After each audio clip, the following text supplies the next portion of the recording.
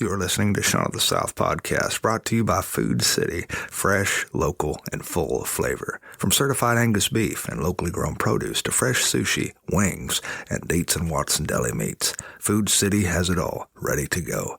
Enjoy curbside pickup, full-service floral, and pharmacies that accept thousands of insurance plans and benefit cards.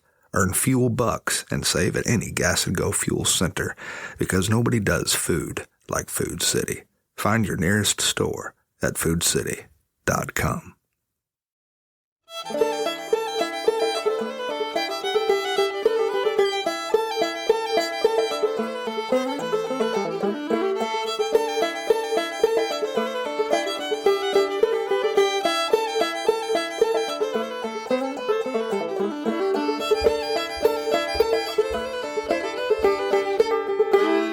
Whenever I'm feeling sad and blue, I visit my living room coffee table. I sit on my sofa, which is adorned with chew toys, claw marks, canine hair, exposed couch stuffing, and various upholstery springs, and petrified trails of dog drool that resemble evidence of past slug races. There I consult a book that sits on my coffee table. I open this book and almost always feel better.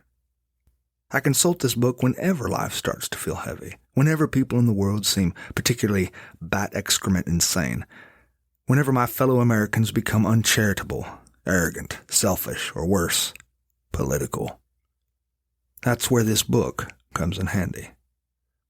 Inside this book are famous paintings. Most of these paintings were originally covers for the Saturday Evening Post magazine. The first painting in the book is entitled Before the Shot. The painting shows a little boy in a doctor's office.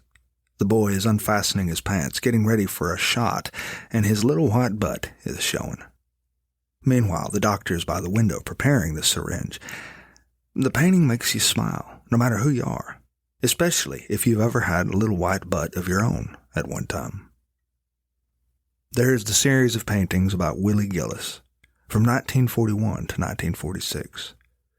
The Post ran covers about a fictional character named Willie, a freckle-faced young man who is swept away into the madness of World War II. Willie begins as a boy. Then he enters the military, wide-eyed and hopeful. Throughout a series of mostly lighthearted images, we see the war change Willie bit by bit. When he comes back home, he looks less optimistic and more filled out. And there's something deeply moving about this change that we see in him over 5 years of hell. There is the artist's depiction of Rosie the Riveter, 1943. She embodies the post-depression, wartime, hard-working blue-collar woman in one image. She is proud, brawny, holding her sandwich with a rivet gun slung across herself. Her pose is Renaissance. Her beauty is classical. Her current profession, ironic. Rosie is based on Michelangelo's 1509 painting of the prophet Isaiah. It's almost an exact anatomical replica of the painting.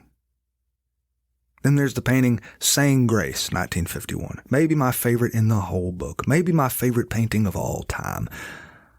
The painting shows a bustling cafe filled with people. The cafe customers are down and outers, all shoving in mouthfuls of food before heading off to work. Outside the window is a big city with industrial smokestacks. At a lone table, a mother and son are giving thanks for meager meals. Across their table are two street toughs. The young men are watching mother and child with great curiosity. A cigarette hangs from the corner of one young man's mouth as he lowers his newspaper to get a better look at them. The boy and mother have hands folded, heads bowed, blissfully unaware of their surroundings, as they offer thanks to God for their food.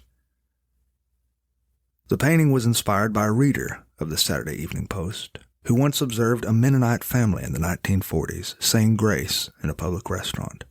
The artist read the letter that was sent in, and he was so moved that he based a painting on it. And this painting affected a lot of people, and it still affects me today, deeply, and I don't know why. I can't put my finger on it, but it makes me feel grateful. In fact, after spending only a few minutes looking through these pages in that book, I close the book and sigh with a bittersweet smile on my face. And then I say aloud, "Thank you, Norman Rockwell, not only for the art, but for changing the way I choose to see this world."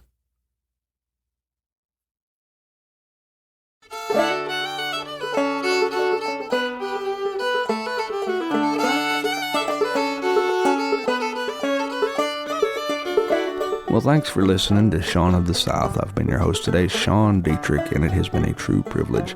To find out anything more about what I do, you can visit SeanDietrich.com, or for those who are not particularly good spellers, you can visit SeanOfTheSouth.com, and there you can find out all sorts of information that you didn't know you didn't need to know about me. And while you're there, I hope you take the time to drop me a line. Tell me what's important to you.